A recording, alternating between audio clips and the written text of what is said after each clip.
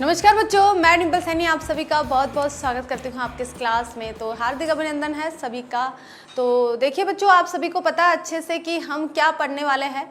तो बिहार बोर्ड में अभी हमारा सेकंड चैप्टर स्टार्ट हुआ है और स्टार्ट क्या 2 लेक्चर हमारे हो चुके हैं। लेक्चर नंबर 1 में हमने किया था गुलेरी जी का जीवन परिचय और लेक्चर नंबर 2 में हमने उनके द्वारा लिखी गई उसने कहा था कहानी जो आपके सिलेबस में आई हुई है उसका एक पहला और दूसरा अंक पढ़ लिया था।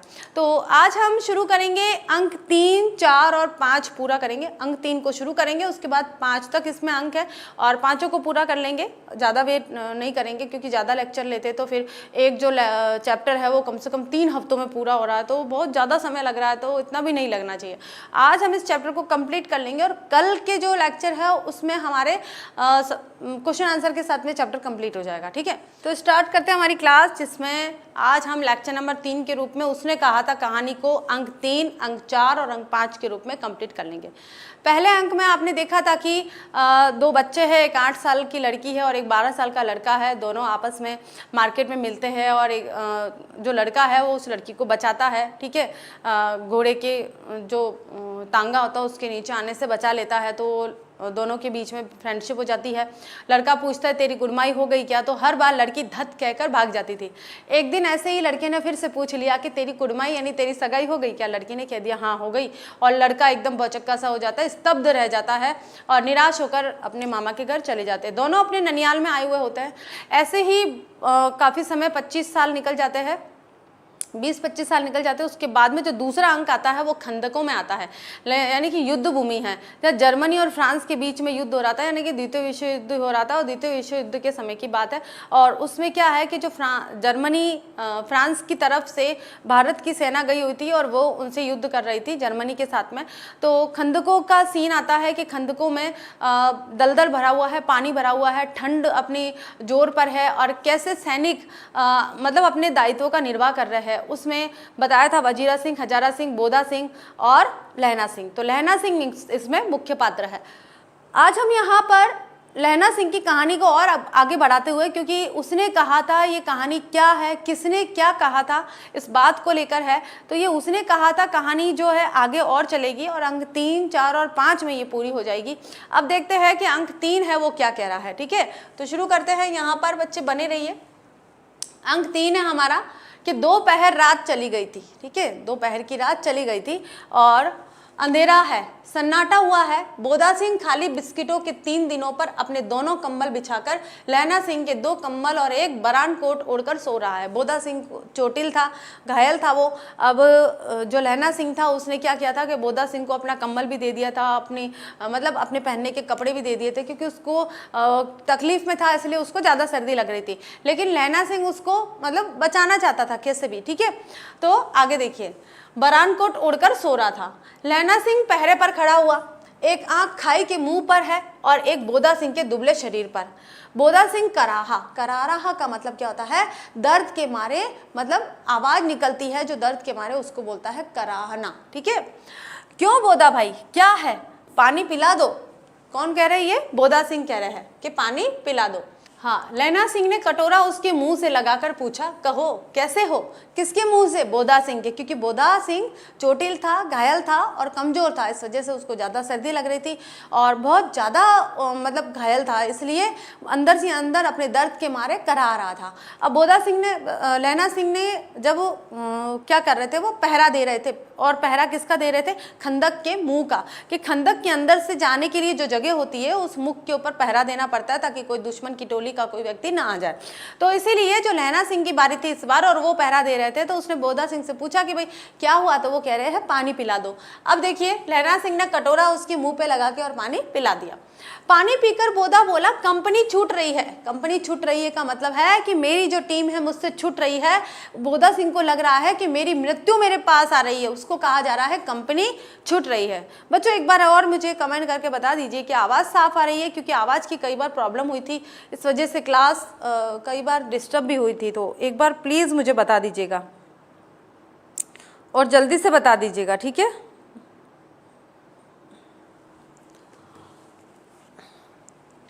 रोम रोम में तार दौड़ रहे हैं, दांत बज रहे हैं, अच्छा मेरी जर्सी पहन लो। जर्सी क्या होती है? गरम स्वेटर, एक टी शर्ट होता है गरम, उसको कहा जाता है। तो यहाँ जो लैना सिंह है, क्योंकि बोधा सिंह तकलीफ में थे, उनको कितना भी उड़ाया जाए लेकिन जब शरीर कमजोर होता है ना बच्चों, तो बहुत ही ज़्यादा सर्दी लगती है। और उस समय सर्दी भी थी और वे जहाँ युद्ध लड़ रहे थे वहाँ पर सर्दी ज़्यादा थी, तो सर्दी बोधा सिंह को ज़्यादा लग रही थी। इस वजह से जो लैना सिंह है उन्होंने कहा, पहले से ही वो उनके कम्बल तो ओढ़कर बैठे ही थे, ठीक है, एक बरान कोट भी ओढ़कर बैठे थे, फिर भी लैना सिंह ने कहा कि एक काम करो, मेरी जर्सी पहन लो, उससे तुमको गर्माश आएगी। और तुम, बोधा सिंह कह रहे हैं कि तुम अब अगर मुझे अपनी जर्सी दे दोगे तो फिर तुम क्या पहनोगे? तो बोधा सिंह कह रहे हैं और तुम, मेरे पास सिगड़ी है। सिगड़ी जानते हो आप क्या होता है? एक कोयले से जलाने का एक पात्र होता है, जैसे बनाते हैं, आपको पता होगा, इस तरह की सिगड़ी होती है, इस तरह की होती है सिगड़ी, और यहाँ पर एक होल होता है, एक छेद होता है ऐसा, इस छेद में से हवा जाती है, हवा से फिर यहाँ पर अग्नि जलती है, मतलब ये कोयले रखे हुए होते हैं, ऐसी सिगड़ी होती है। कुंदे होते हैं 2, अब सब जगह अलग अलग तरीके से भी होता है, जैसे मैंने तो इस तरह की सिगड़ी देखी है, आप लोगों ने कैसे देखी पता नहीं। तो मेरे पास एक सिगड़ी है और मुझे गर्मी लगती है, पसीना आ रहा है। अब देखिए जहाँ पर बहुत ज़्यादा सर्दी हो रही है, ठंड हो रही है, वहाँ पर लैना सिंह को पसीना आ रहा है, तो बिल्कुल ही अलग बात हो गई है ना। तो वो बोधा सिंह को सिर्फ झूठ बोल रहे थे कि मुझे पसीना आ रहा है, मुझे गर्मी लग रही है, मेरे पास सिगड़ी है, ऐसा कुछ नहीं था। न तो उनको पसीना आ रहा था, न उनको गर्मी लग रही थी, और न उनके पास सिगड़ी थी। आगे देखिए, ना मैं नहीं पहनता, 4 दिन से तुम मेरे लिए, कि ना मैं नहीं पहनता, ये कौन कह रहे हैं? बोधा सिंह, कि 4 दिन से तुम मेरे लिए, बस इतना ही कहा कि 4 दिन से तुम मेरे लिए कितने परेशान हो रहे हो।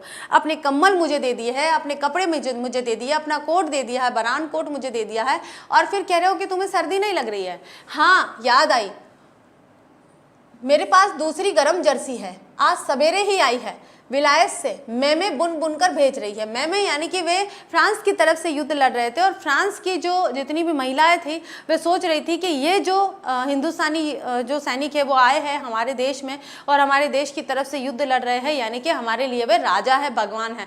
तो राजा और भगवान समझकर वे उनकी सेवा चाकरी में लगी हुई थी।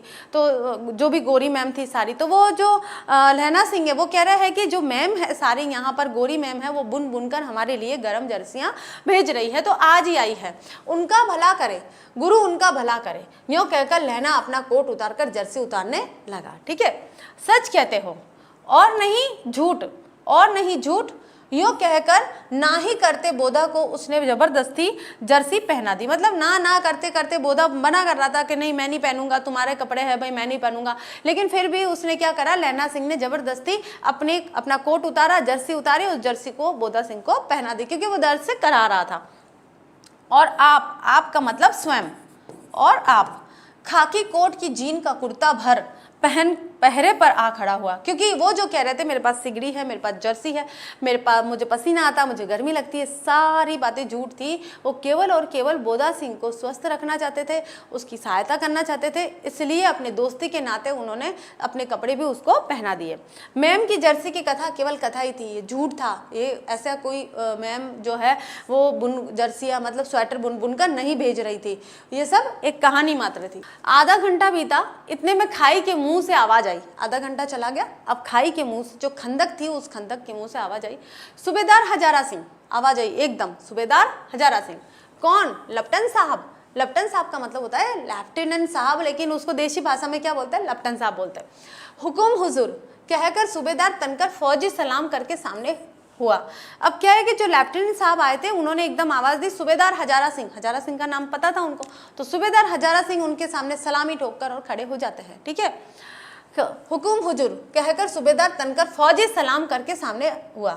देखो इसी दम धावा करना होगा, मील भर की दूरी पर पूरब के कोने में एक जर्मन खाई है, उसमें 50 से ज्यादा जर्मन नहीं है। ज्यादा का मतलब क्या होता है? ज्यादा या अधिक।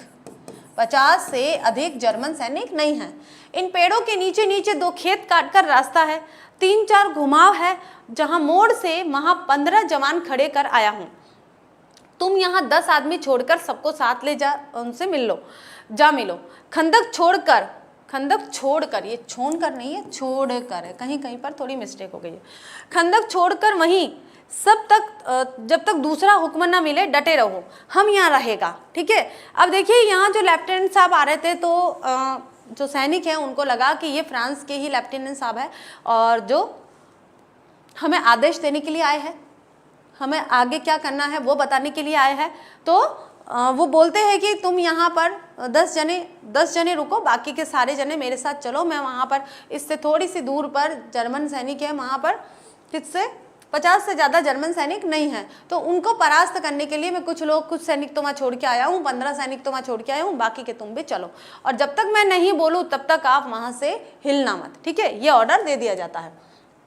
जो हुक्म, चुपचाप सब तैयार हो गए। बोधा भी कंबल उतार कर चलने लगा। जब लहना सिंह ने उसे रोका, लहना सिंह आगे हुआ तो बोधा के बाप सूबेदार ने उंगली से बोधा की ओर इशारा किया। लहना सिंह समझकर चुप हो गया। पीछे 10 आदमी कौन रहे, इस पर बड़ी हुज्जत हुई। हुज्जत का मतलब है कि भाई कोई भी पीछे कायरों की भांति नहीं रुकना चाहता था, वे तो लड़ना चाहते थे। सैनिक है जो लड़ना चाहते थे, इसलिए लड़ने के लिए आतुर थे, तो सभी जाना चाहते थे। अब सभी में आपस में मतभेद होने लगे, गई हुज्जत होने लगी। हुज्जत का मतलब है आगे बढ़ने के लिए, कि वो कहने लगे कि भाई मैं जाऊंगा वहां पर, मैं जाऊंगा। कौन 10 आदमी यहाँ रुकना चाहते थे, इस पर बहुत ज्यादा मशक्कत हुई, वाद विवाद हुआ। कोई नहीं रहना चाहता था। समझा बुझाकर सूबेदार ने मार्च किया। सूबेदार कौन थे, हजारा सिंह। तो हजारा सिंह ने मार्च किया, भाई कौन 10 आदमी यहाँ पर रुकेंगे। लेफ्टिनेंट साहब लहना की सिगड़ी के पास मुंह फेर कर खड़े हो गए और जेब से सिगरेट निकालकर सुलगाने लगे। 10 मिनट बाद उन्होंने लहना की ओर हाथ बढ़ाकर कहा, ठीक है आगे देखिए, लो तुम भी पियो। किन्होंने, लेफ्टिनेंट साहब ने लहना सिंह की ओर हाथ बढ़ाकर कहा सिगरेट कि लो तुम भी पियो। आंख मारते मारते लहना सिंह सब समझ गया। मुंह का भाव छिपाकर बोला, लाओ साहब। हाथ आगे करते ही उसने सिगड़ी के उजाले में साहब का मुंह देखा, बाल देखे, तब उसका माथा ठनका। लेफ्टिनेंट साहब के पट्टियों वाले बाल एक दिन में कहाँ उड़ गए और उनकी जगह कैदियों के से कटे हुए बाल कहाँ से आ गए। अब लहना सिंह को अब शक हो गया, क्योंकि अंधेरा था। अंधेरे में तो कोई भी दुश्मन सैनिक आकर किसी का भी रोल कर सकता है, क्योंकि कहीं ना कहीं ये मुखबिर होते ही होते हैं, तो पता लग जाता है कि कौन सूबेदार है, कौन क्या है, कैसे। तो जर्मन सैनिकों ने चाल चली कि हम इस तरह से भारतीय सैनिकों को जो फ्रांस की तरफ से लड़ रहे थे उनको किस तरह से शिकस्त दे सकते हैं, किस तरह से मात दे सकते हैं। तो इस तरह से वहाँ जर्मन का एक सैनिक आया और उसने इस तरह से कहा कि मैं, वो लेफ्टिनेंट साहब है और हजारा सिंह उसकी कहने में आ गए, 10 सैनिक यहाँ छोड़ने हैं, वहाँ पर बाकी के सैनिक ले जाने हैं। और लहना सिंह को सारी चीज समझ में आ गई कि ये लेफ्टिनेंट साहब नहीं है, ये कोई जर्मन है। वो पहचान गए, क्योंकि वो बार बार इतने दिनों से लेफ्टिनेंट साहब को देख रहे थे, तो पहचानते थे इतना कि उनका चेहरा कैसा है, उनके बाल कैसे, वगैरह वगैरह, जितनी भी उनकी वेशभूषा है और जितनी भी उनकी शारीरिक आकृति थी, तो कुछ तो सभी लोग पहचानते नहीं थे। ऐसे ही जब उजाला आया, एकदम दिया सलाई का जो सिगड़ी का उजाला था, उस उजाले में लहना सिंह ने उस जो लेफ्टिनेंट साहब बनकर आया था उसकी पूरी असलियत को देख लिया, ठीक है। उसका माथा ठनक गया कि अब क्या होगा। तो उनकी जगह कैदियों में से कटे हुए बाल कहाँ से चले गए, कि कैदियों के से कटे हुए बाल कहाँ से आ गए। शायद साहब शराब पिए हुए हैं और उन्हें बाल कटाने का मौका मिल गया। अब लहना सिंह ने मन में सोचा कि हो सकता है कि लेफ्टिनेंट साहब ने शराब पी ली और बाल कटाने का मौका मिल गया, इसलिए उन्होंने कटा लिया। लहना सिंह ने जांचना चाहा। अब लहना सिंह को लगा कि इसका एक टेस्ट होना चाहिए, ताकि मेरा जो शक है वो शक ना हो, या असलियत क्या है सच पता चल जाए, ठीक है। लेफ्टिनेंट साहब 5 वर्ष से उसकी रेजिमेंट में थे। किसकी रेजिमेंट में, लहना सिंह की रेजिमेंट में। तो लहना सिंह को उनके बारे में काफ़ी चीज़ें पता थी, और लहना सिंह और लेफ्टिनेंट साहब के बीच में कई ऐसी बातें हुई थी जो लहना सिंह और लेफ्टिनेंट साहब ही जानते थे, ठीक है। तो अब वो क्या पूछ रहे, देखिए, क्यों साहब हम लोग हिंदुस्तान कब जाएंगे, कि हम लोग हिंदुस्तान कब जाएंगे, क्यों हम फ्रांस में, भाई फ्रांस की लड़ाई लड़ रहे हैं यहाँ पर। तो अब देखिए यहाँ जो है लहना सिंह वो लेफ्टिनेंट साहब से कैसे टेस्ट ले रहे हैं, टेस्ट लेते हुए पूछ रहे हैं कि क्यों साहब हम लोग हिंदुस्तान कब जाएंगे भाई। तो लड़ाई खत्म होने पर, क्यों, क्या यह देश पसंद नहीं? नहीं साहब, शिकार के वे मजे यहाँ कहाँ। याद है पारसाल नकली लड़ाई के पीछे हम आप जगाधारी जिले में शिकार करने गए थे। हाँ हाँ, वहीं जब आप खोने पर सवार थे और आपका खानसामा अब्दुल्ला रास्ते के एक मंदिर में जल चढ़ाने को रह गया था। अब आपस में बातचीत करके लहना सिंह ऐसी चीज़ें उगलवाना चाहते हैं कि वो वास्तव में जो उनका शक था कि ये लेफ्टिनेंट साहब नहीं है, ये कोई और है, हो सकता है ये जर्मन है, हो सकता है दुश्मन का कोई सैनिक है, तो इसलिए वो ऐसे अंदर की चीज़ें निकलवाना चाहते हैं ताकि उनको यकीन हो जाए कि ये लेफ्टिनेंट साहब नहीं है। बेशक पाजी कहीं का, सामने से वह नील गाय निकली कि ऐसी बड़ी मैंने कभी न देखी थी, और आपकी एक गोली कंधे में लगी और पुट्टे से निकली। ऐसे अफसर के साथ शिकार खेलने में मजा है। क्यों साहब, शिमले से तैयार होकर उस नील गाय का सिर आ गया था ना। आपने कहा था कि रेजिमेंट की मैस में लगाएंगे। हाँ, पर मैंने वह विलायत भेज दिया। कौन बोल रही है? लेफ्टिनेंट साहब बोल रहे हैं। आपस में बातचीत चल रही है। ऐसे बड़े बड़े सींग 2-2 फुट के तो होंगे। हाँ, लहना सिंह 2 फुट 4 इंच के थे। तुमने सिगरेट नहीं पिया? लेफ्टिनेंट साहब कह रहे हैं। अब क्या पता वास्तव में नील गाय की बात थी या नहीं थी, या लहना सिंह है जो ऐसे ही गलत बोल रहे हैं, या ऐसे ही लेफ्टिनेंट साहब की असलियत का पता लगाने के लिए बोल रहे हैं, ये हमको आगे की कहानी में पता चलेगा। पीता हूँ साहब, दिया सलाई ले आता हूँ। दिया सलाई क्या होती है बच्चों? माचिस होती है। क्या होती है? माचिस को बोलते दिया सलाई। कहकर लहना सिंह खंदक में घुसा। अब उसे संदेह नहीं रहा और उसने झटपट निश्चय कर लिया कि क्या करना चाहिए। अब उसको जो उसका शक था कि ये जो लेफ्टिनेंट साहब बनकर आया है ये जर्मन है, और पहले उसको शक था, लेकिन नील गाय वाली बात, जो जितनी भी पारसोली वाली बात है, जितनी भी उसकी लड़ाई की बात है, वो सारी बातें करी, और जब उसका जवाब मिला है लेफ्टिनेंट साहब की तरफ से, उसको पूरा उसका जो शक था वो पूरा क्लियर हो गया है कि ये लेफ्टिनेंट साहब नहीं है। वो खंदक में गया। अब देखिए क्या करते हैं, अंधेरे में किसी सोने वाले से वह टकराया। कौन? वजीरा सिंह सो रहा था, ठीक है, वजीरा सिंह से टकराया। हाँ, क्यों लहना, क्या कयामत आ गई कि क्या मुसीबत? कयामत का मतलब क्या होता है? मुसीबत आ गई है। मुसीबत आ गई। जरा तो आंख लगने दी होती कि मैं सो रहा था, उससे एकदम अंधेरा था, खंदक में अंधेरा था, और वो जब लहना सिंह गए तो एकदम टकराए और बोला कौन भाई लहना? तो वो बोल रहे भाई क्या हुआ भाई, मेरी अभी भी तो आंख लगी थी और तुमने फिर मुझे जगा दिया, ऐसी क्या मुसीबत आ गई कि तुम इतने तेज दौड़ते हुए चले आ गए? तो यहाँ खंदक तक की बात है। अब लहना सिंह को पता चल गया है कि जो लेफ्टिनेंट साहब बनकर आए हैं वो लेफ्टिनेंट साहब नहीं है। तो हमारा तीसरा अंक पूरा होता है। अब शुरू करते हैं हम हमारा चौथा अंक। होश में आओ। कौन कह रहे हैं? ये लहना सिंह बोल रहे हैं वजीरा सिंह को, होश में आओ, कयामत आई है और लेफ्टिनेंट साहब की वर्दी पहन कर आई है। क्या? ये कौन बोल रहे हैं? वजीरा सिंह। लेफ्टिनेंट, बाकी चीजें तो ये सारी तो लहना सिंह ने बोली है, लेकिन ये किसने बोली है? वजीरा सिंह ने। लेफ्टिनेंट साहब या तो मारे गए हैं या कैद हो गए हैं। उनकी वर्दी पहनकर या कोई जर्मन आया है। अब देखिए, किसी सैनिक की या किसी अधिकारी की या किसी लेफ्टिनेंट की अगर कोई वर्दी पहन कर आता है, यूनिफॉर्म पहन कर आता है, तो यही समझा जाएगा कि वही आया है, ठीक है। यूनिफॉर्म की भी पहचान होती है कि हाँ ये वाली यूनिफॉर्म आई है, यानी कि कौन है ये, उस पद पर एक ही व्यक्ति आसीन है। तो अब यहाँ पर वो जो जर्मन पहनकर आया है, तो जो हिंदुस्तानी जितने भी सैनिक हैं उन्होंने अंदाजा लगाया कि या तो हमारे लेफ्टिनेंट साहब मारे गए हैं युद्ध में, ठीक है, और या फिर उनको किडनैप कर लिया गया है, इसलिए उनकी वर्दी पहनकर ये आ सका है। वरना जिंदा इंसान के साथ में के लिए या फिर कोई स्वतंत्र है और उसकी वर्दी उतार कर पहनना नामुमकिन है। सूबेदार ने इसका मुंह नहीं देखा, मैंने देखा और बातें की। सूबेदार कौन थे? हजारा सिंह। हजारा सिंह ने इसका मुंह नहीं देखा है, मैंने देखा है, यानी कि किसने? लहना सिंह ने देखा है, और मैंने उससे बातें की और बातें करके उनको पता चल गया है। सोहरा साफ उर्दू बोलता है, पर किताबी उर्दू, और मुझे पीने का सिगरेट दिया है। तो अब क्या करें भाई? वो आपस में बोल रहे हैं अब क्या करें। अब मारे गए, धोखा है कि भाई अब तो मारे गए, धोखा हुआ। सूबेदार कीचड़ में चक्कर काटते फिरेंगे और यहाँ पर खाई पर धावा होगा, उधर उन पर खुले में धावा होगा। उठो, एक काम करो, पलटन के पैरों के निशान देखते देखते दौड़ जाओ, क्योंकि पलटन चली गई थी और जो जर्मन था वो यहीं रुका था, और जो 10 व्यक्ति रुके थे उनमें से देखिए एक तो बोदा खुद था, एक वजीरा सिंह थे, एक लहना सिंह थे, और भी थे जिनके नाम यहाँ पर नहीं लिए गए हैं, और साहब ने जो लेफ्टिनेंट था, लेफ्टिनेंट साहब, वो भी था। अब जो उनके बाकी के सैनिक जो चले गए थे, जो पलटन बोलते उसको, वो पलटन जो चली गई थी, अब उसको कैसे रोका जाए, क्योंकि उनके साथ धोखा होने वाला था, उनको मारा जाने वाला था। तो यहाँ पर आपस में बातचीत करके क्या रहे कि भाई उनके कदमों के निशान देख देख कर उनके पीछे जाओ कि वो किस दिशा में जा रहे हैं, और फिर वहां उनको आप बचाने की कोशिश कर सकते हो। उठो, एक काम करो, पलटन के पैरों के निशान देखते देखते दौड़ जाओ, अभी बहुत दूर न गए होंगे। सूबेदार से कहो कि एकदम लौट आए। खंदक की बात झूठ है, क्योंकि सूबेदार हजारा सिंह लेकर जा रहे थे उनको, अपनी कमान को, अपनी पलटन को, अपने नेतृत्व में। खंदक की बात झूठ है। चले जाओ, खंदक के पीछे से निकल जाओ, पत्ता तक न खड़के, देर मत करो। हुकुम तो यह है कि यहीं ऐसी तैसी हुक्म की।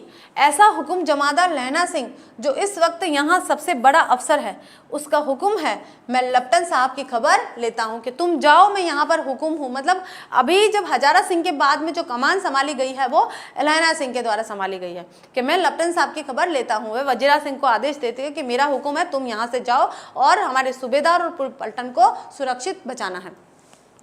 आगे देखिए, आप लोगों को भी लग रहा होगा कि आप खुद भी उस युद्ध भूमि में हैं और ये सारी जो वृतांत है वो देख रहे हैं, तो स्टोरी अच्छे से समझ में आ रही है आप सबको बच्चों। पर यहाँ तो तुम 8 ही हो, 8 नहीं 10 लाख, एक अकालिया सिख 1.25 लाख के बराबर होता है। देखिए सिखों में एक कहावत है कि एक सिख 1.25 लाख यानी कि 10-10 लाख के बराबर होता है, तो हम तो 8 है। चले जाओ। लौटकर खाई के मुहाने पर लहना सिंह दीवार से चिपक गया। उसने देखा कि लप्टन साहब ने जेब से बेल के बराबर 3 गोले निकाले। बेल क्या होता है? बेल पत्र होता है ना, जैसे बेल पत्र जो शिव जी के चढ़ता है और उसका उस जो बेल पत्र का पेड़ होता है उसमें बड़े बड़े इतने बड़े बड़े बेल लगते हैं, फल लगते हैं, उसको बेल कहा जाता है। तो इतने बड़े बड़े गोले निकाले। कितने? 3 गोले। तीनों को जगह जगह खंदक की दीवारों में घुसेड़ दिया और तीनों में एक तार सा बांध दिया। तार के आगे सूत की एक गुत्थी थी जिसे सिगड़ी के पास रखा। बाहर की तरफ एक कर दिया सलाई जलाकर गुत्थी पर रखने तक है। उसके बाद में बिजली की तरह दोनों हाथों से उल्टी बंदूक को उठाकर लहना सिंह ने साहब की कूहनी पर तान कर दे मारा। धमाके के साथ साहब के हाथ से दिया सलाई गिर पड़ी। लहना सिंह ने एक कुंदा साहब की गर्दन पर मारा और साहब आंख मीन गोट ओ माय गॉड कहते हुए चित्त हो गए, यानी कि बेहोश हो गए। आंख मीन गॉड यानी कि आंख एकदम बंद हो गई, क्योंकि धमाका हुआ था, इस वजह से वे चित्त हो गए, बेहोश हो गए। लहना सिंह ने तीनों गोले बीन कर खंदक के बाहर फेंक दिए। उनको लहना सिंह को पता था ये जो गोले हैं वो कहाँ कहाँ पर रखे गए हैं। फटाफट उसने क्या करा, क्योंकि अभी सिगड़ी की जो लौ थी, सिगड़ी की जो अग्नि थी वो जो सूत था उसके चेहरे पे, उसके कोने पे नहीं लगाई गई थी, इसलिए जो बम थे वो अभी फूटने के चांस उनके नहीं थे। इसलिए उसने क्या करा, खंदक से जो भी तीनों गोले लगाए थे वो सारे बीन के और फेंके और साहब को घसीट कर सिगड़ी के पास लिटाया। जेबों की तलाशी ली, 3-4 लिफाफे और एक डायरी निकालकर उन्हें अपनी जेब के हवाले किया। मतलब कि जो लप्टन साहब थे उसके जेब में जो भी सामान था वो सारा का सारा लहना सिंह ने अपनी जेब में ट्रांसफर कर दिया। आगे देखिए, साहब की मूर्छा हटी, यानी कि जब उनकी बेहोशी हटी। मूर्छा का मतलब क्या होता है? बेहोशी। जब उनकी बेहोशी हटी, लहना सिंह हंसकर बोला, क्यों लप्टन साहब, मिजाज कैसा है? मिजाज का मतलब क्या आता है कि आपकी हालत कैसी है। मिजाज हालत भी हो जाएगी। आपकी हालत कैसी है? आज मैंने बहुत बातें सीखी। यह सीखा कि सिख सिगरेट पीते हैं। क्या सीखा? कि सिख सिगरेट पीते हैं।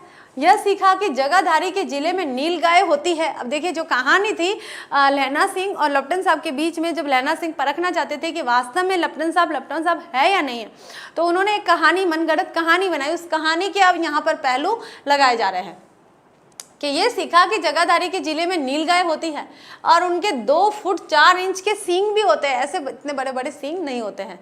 ये सीखा कि मुसलमान खानसमा मूर्तियों पर जल चढ़ाते हैं और लप्टन साहब खोते पर चढ़ते हैं। पर यह तो कहो, ऐसी साफ उर्दू कहाँ से सीख आए? हमारे लप्टन साहब तो बिना डेम के 5 लफ्ज भी नहीं बोला करते थे। यानी कि हमारे जो लप्टन साहब थे वो तो बिना रुके, बिना मिस्टेक किए इतनी अच्छी उर्दू बोल ही नहीं पाते थे, तो आप इतनी अच्छी उर्दू कैसे सीख गए भाई? तो यहाँ पर लहना सिंह को शक हो गया था। लहना ने पतलून की जेबों को, पतलून क्या होता है? इनकी पैंट जो होती है ना, उसके पतलून की जेबों की तलाशी नहीं ली थी। साहब ने मानो जाड़े से बचाने के लिए दोनों हाथ जेबों में डाले।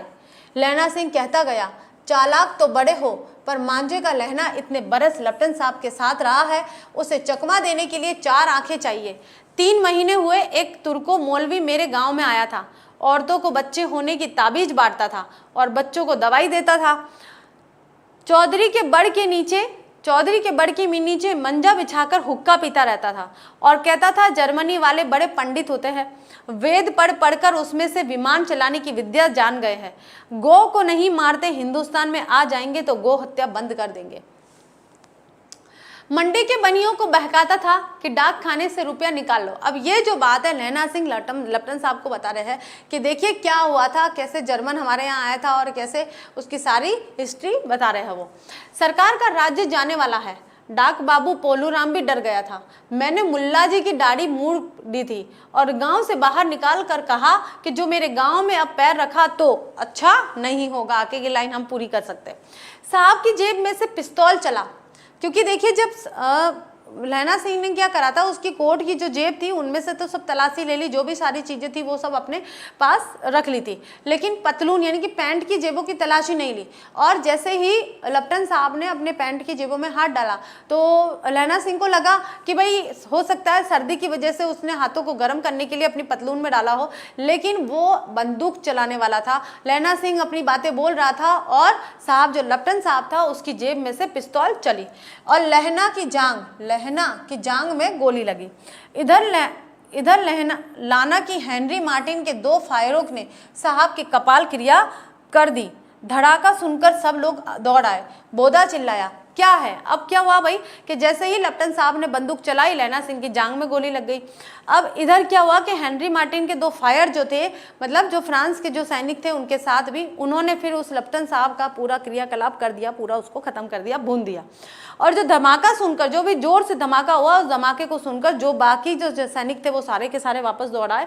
फिर बोधा चिल्लाया जो बहुत ज्यादा तकलीफ में था कि क्या है भाई, क्या हुआ?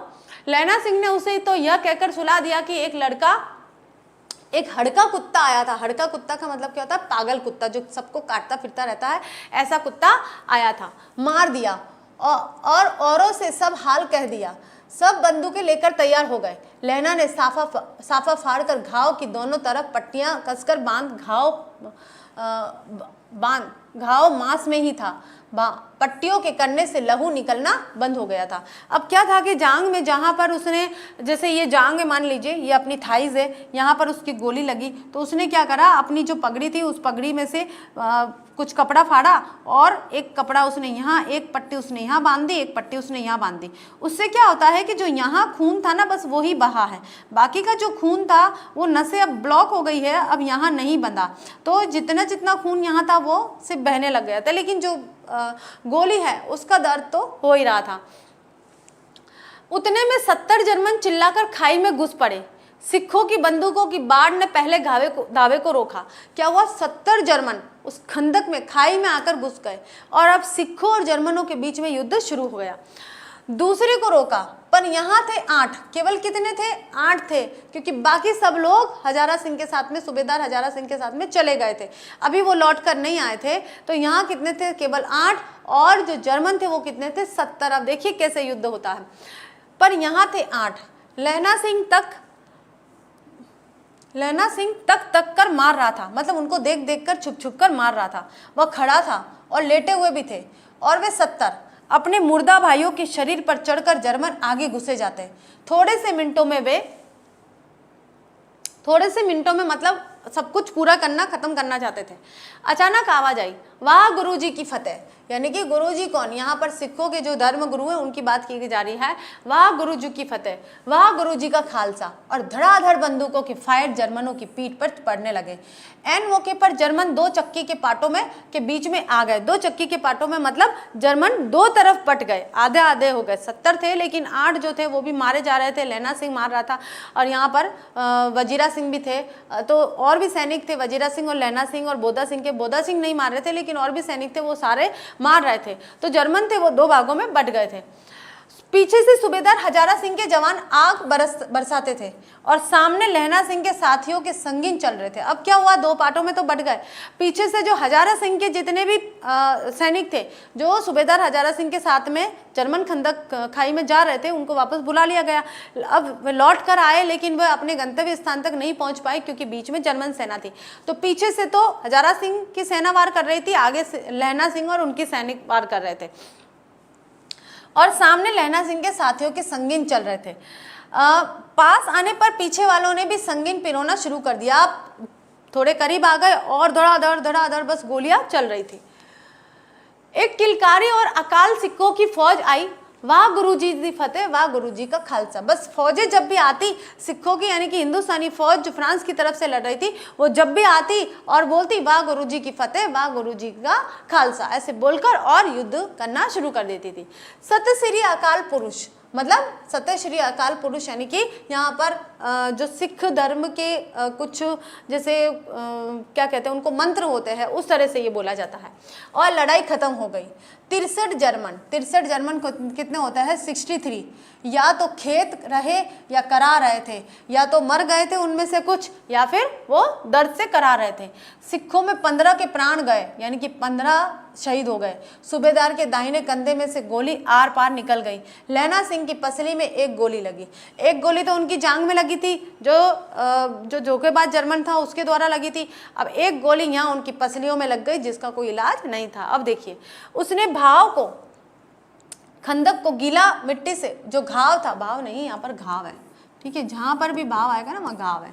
उसने घाव को खंदक की गीली मिट्टी से पूर लिया, यानी कि जो घाव भरा था उसको खंदक की जो गीली मिट्टी थी उससे उसको दबा दिया, ताकि जो खून है वो दिखे न, और बाकी का साफा कसकर कमरबंद की तरह लपेट लिया। किसी को खबर ना हुई कि लहना के दूसरा घाव भारी घाव लगा है। किसी को यकीन ही नहीं हुआ कि केवल जांग में गोली नहीं लगी है, उसके पसलियों में भी गोली लग चुकी है। आगे देखिए, लड़ाई के समय चांद निकल आया था, ऐसा चांद जिसके प्रकाश से संस्कृत कवियों का दिया हुआ शई नामक सार्थक हो गया। शई क्या होता है कि चंद्रमा की चांदनी, चांद निकल आना मतलब चंद्रमा की चांदनी एकदम पूरा सा उजाला कर देती है, उसको शई बोलते हैं। ऐसा ही चांद यहाँ पर निकल आया था, और हवा ऐसी चल रही थी जैसे किट की बाण भट्ट की भाषा में दंत विनोपदेशचार्य की। बाण भट्ट ने अपनी दंत विनोपदेशचार्य के अंतर्गत जैसे किटकिट की भाषा का वर्णन किया है कि कैसे किटकिटाहट होती है, ऐसी हवा चल रही थी कहलाती। वजीरा सिंह कह रहा था कि कैसे मन भर फ्रांस की भूमि मेरे बूटों में, बूट क्या होता है जूते, चिपक रही थी। जब मैं दौड़ा सूबेदार के पीछे गया था, सूबेदार लहना सिंह से सारा हाल सुन और कागजात पाकर उसकी तुरंत बुद्धि को सराह रहे थे और कह रहे थे कि तू न होता तो आज सब मारे जाते। कौन से कागजात? लहना सिंह से कौन से कागजात प्राप्त करे थे बच्चों? जो लप्टन साहब से उसने लिए थे, ठीक है। अगर लहना सिंह ने वो सारे कागजात नहीं लिए होते और इतनी चतुराई नहीं दिखाई होती और इतनी समझदारी नहीं दिखाई होती तो आज सारे सैनिक मारे जाते। आगे देखिए, इस लड़ाई की आवाज़ 3 मील दाहिने ओर की खाई वालों ने सुन ली। ये जो लड़ाई थी, लड़ाई की आवाज़ कैसे सुनेंगे बच्चों कि अगर कोई नारेबाजी हो रही है या बंदूकों की आवाज़ है या गोला धमाकों की आवाज़ है, उसकी आवाज़ अलग अलग टुकड़ियों में, क्योंकि बॉर्डर होता है और बॉर्डर में थोड़े थोड़े दूरी पर पलटने होती है, तो दूसरी सेना ने सुन ली थी, दूसरी खाई वालों ने सुन ली थी। उन्होंने पीछे से टेलीफोन कर दिया। वहाँ से झटपट 2 डॉक्टर और 2 बीमार ढोने की गाड़ियाँ चली, जो कोई 1.5 घंटे के अंदर पहुंची। फील्ड अस्पताल नज़दीक था, सुबह होते होते वहां पहुंच जाएंगे, इसलिए मामूली पट्टी बांधकर एक गाड़ी में घायल लिटाए गए और दूसरों में लाशें रखी गई। सूबेदार ने लहना सिंह की जांग में पट्टी बंधवानी चाहिए, पर उसने यह कहकर टाल दिया कि थोड़ा घाव है, सब देखा जाएगा। सूबेदार को पता नहीं था कि उसकी पसली में भी गोली लगी है, उसको यही पता था कि बस जांग में गोली लगी और जांग का इलाज लहना सिंह ने कर लिया था, लेकिन इतना सीरियस बात नहीं थी, ठीक है, जांग पे गोली लगने वाली बात। बोधा सिंह ज्वर में बर्रा रहा था, ज्वर यानी कि बुखार में। बोधा सिंह को क्या था भाई, ठंड के मारे बुखार लग गया था।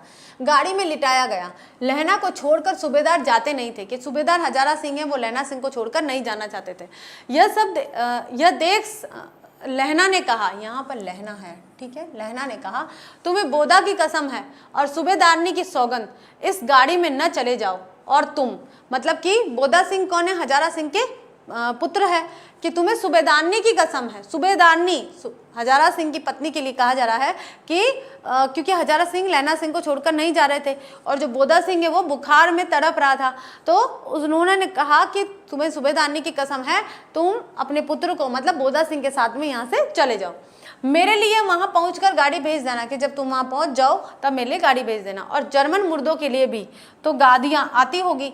मेरा हाल बुरा नहीं है, देखते नहीं मैं खड़ा हूं, वजीरा सिंह मेरे पास ही है। अच्छा, पर वजीरा सिंह को वो यहीं पर छोड़कर जाते हैं। कौन? हजारा सिंह। बोधा गाड़ी पर लेट गया। भला आप भी चढ़ जाओ, सुनिए तो सूबेदारनी होरा को चिट्ठी लिखो तो मेरा मत्था टेकना, लिख देना। अब यहाँ पर लैना सिंह है, हजारा सिंह को कह रहे हैं कि अगर आप सूबेदारनी को चिट्ठी लिखते हो तो मेरा मत्था टेकना, यानी कि मेरा प्रणाम उनको लिख देना। होरा को चिट्ठी लिखो तो मेरा मत्था टेकना, लिख लेना। और जब घर जाओ तो कह देना कि मुझसे जो उन्होंने कहा था वह मैंने कर दिया। यही लाइन देखिए, यही पंक्ति पूरे चैप्टर का सार मानी जाती है। ये पंक्ति, ये जो लाइन है कि घर जाओ तब ये कह देना कि उन्होंने जो मुझसे कहा था वह मैंने कर दिया। कि उसने कहा था, किसने कहा था? सूबेदारनी ने कहा था। क्या कहा था? वो लैना सिंह ने पूरा कर्तव्य के साथ में वो फर्ज निभाया है।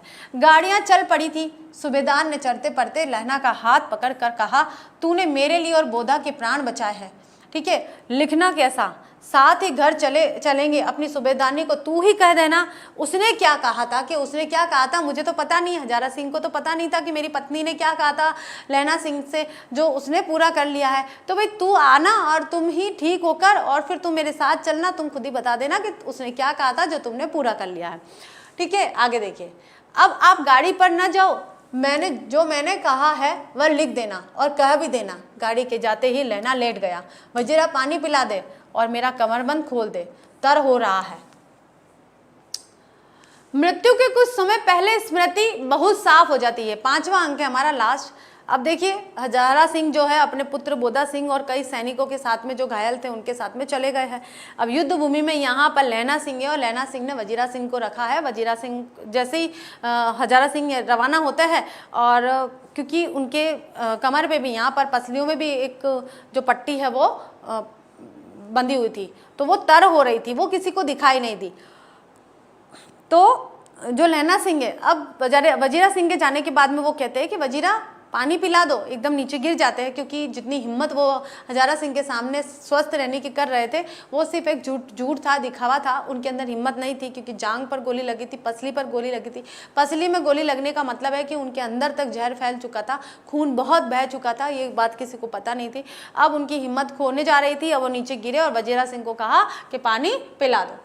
मृत्यु के कुछ समय पहले, जब किसी की भी मृत्यु होती है उस कुछ समय पहले स्मृति यानी कि यादें एकदम साफ हो जाती है, हमें हमारा सच एकदम साफ दिखाई दे जाता है। कई लोग ऐसे हैं तो होते हैं जिनको मृत्यु के कुछ समय पहले पश्चाताप होता है, वे माफ़ी मांग लेते हैं, अपना पश्चाताप पूरा कर लेते हैं। कई लोग ऐसे होते हैं जो कई चीज़ें अपने मन में रखते हैं लेकिन बताते नहीं है, लेकिन मृत्यु के समय वह सब कुछ सच बताते थे। आपने भी देखा होगा कभी। तो मृत्यु के कुछ समय पहले स्मृति बहुत साफ हो जाती है, जन्म भर की घटनाएं एक एक करके सामने आती है। ठीक है, सारी चीजें कि हमने अपनी लाइफ में क्या करा है, सारे दृश्यों के रंग साफ होते हैं, समय की धुन बिल्कुल उन पर से हट जाती है, कि समय की वजह से हम जो भूल जाते हैं कि हमने क्या किया था, कभी अच्छा किया था, कभी बुरा किया था। मृत्यु आती है जब हम सामने देखते हैं कि हमारी मौत आने वाली है, उस समय हमें सब कुछ याद आ जाता है। लैना सिंह 12 वर्ष का है, अमृतसर में मामा के यहाँ आया हुआ है, दही वाले के यहाँ, सब्जी वाले के यहाँ, हर कहीं उसे एक 8 वर्ष की लड़की मिल जाती। जब वह पूछता कि तेरी कुड़माई हो गई, वह धत कहकर भाग कर चली जाती थी। एक दिन उसने वैसे ही पूछा और उसने कहा कि हाँ कल हो गई, देखते नहीं रेशम के फूलों वाला सालू। उसने सुनते ही लैना को दुख हुआ और को हुआ, क्यों ना हुआ होगा उसको। वजीरा सिंह पानी पिला दो। अब ये बात उसको लैना सिंह को बार बार याद हो रही है, वो जो अपने बचपन की यादें थी। 25 वर्ष बीत गए। अब लैना सिंह नंबर 77 राइफल में जमादार हो गया था। 25 साल हो गए इस बात कर कि तेरी कुड़माई हो गई, और वो जो 8 साल की लड़की वो धत कहकर और चली जाती थी। ठीक है, अब लैना सिंह 77 नंबर राइफल्स के जमादार हो गए थे। उस 8 वर्ष की कन्या का ध्यान ही नहीं रहा, न मालूम वह कभी मिली थी या नहीं। 7 दिन की छुट्टी लेकर जमीन के मुकदमे की पैरवी करने वह अपने घर गया। वहाँ रेजिमेंट के अफसर की चिट्ठी मिली कि फौज लाम पर जाती है, फौरन चले आओ। साथ ही सूबेदार हजारा सिंह की चिट्ठी मिली, मैं और बोधा सिंह भी लाम पर जाते हैं, लौटते समय हमारे घर होते जाना। कि अब यहाँ पर देखिए, जब वह सेना से छुट्टी लेके जाता है, कोई ज़मीन के मामले में कोई विवाद था तो वहाँ पर विवाद को सुलझाने के लिए घर जाते हैं, तो सेना से वापस, सरकार से वापस चिट्ठी आ जाती है कि भाई युद्ध होने वाला है, जो सेना है वो युद्ध में जाने वाली है, लाम पर जाने वाली है, इसलिए तुम आ जाओ। तो उसी बीच में हजारा सिंह की भी चिट्ठी जाती है, क्योंकि हजारा सिंह के साथ में उसी रेजिमेंट में थे, उसी रेजिमेंट में उन्होंने काम करा था। तो हजारा सिंह की चिट्ठी जाती है चाहिए कि तुम पहले मेरे घर पर आना, बोधा सिंह और मेरे साथ अपन साथ में चलेंगे। तो जो लहना सिंह है वो हजारा सिंह के घर पर जाते हैं। देखिए, लौटते समय हमारे घर होते जाना, साथ चलेंगे। सूबेदार का गांव रास्ते में पड़ता था और सूबेदार उसे बहुत चाहता था, इसलिए उसने कहा था। अब वो चले गए भाई। देखिए, लहना सिंह सूबेदार के यहाँ पहुंचे। जब चलने लगे तब सूबेदार बेड़े से निकल कर आया और बोला, लहना, सूबेदारनी तुमको जानती है, बुलाती है, जा मिला। हजारा सिंह को नहीं पता था कि क्या स्टोरी है, और लहना सिंह को भी नहीं पता था कि ये जो हजारा सिंह की पत्नी है सूबेदारनी, ये कौन है और मुझे कैसे जानती है और मुझसे क्यों मिलना चाहती है। ये तो एकदम सरप्राइजली उन्हें पता चला था जब सूबेदारनी उनके सामने प्रकट हुई थी। लहना सिंह भीतर पहुंचा। वो तो ऐसे ही पहुंचा कि चलो भाई, सूबेदारनी मुझसे मिलना चाहती है, चलो एक बार मिलकर आ जाते हैं। सूबेदारनी मुझे जानती है, कब से? रेजिमेंट के क्वार्टरों में तो कभी सूबेदारनी के घर के लोग नहीं रहे। दरवाजे पर जाकर मत्था टेकना कहा। असीस सुनी। लहना सिंह चुप। मुझे पहचाना नहीं।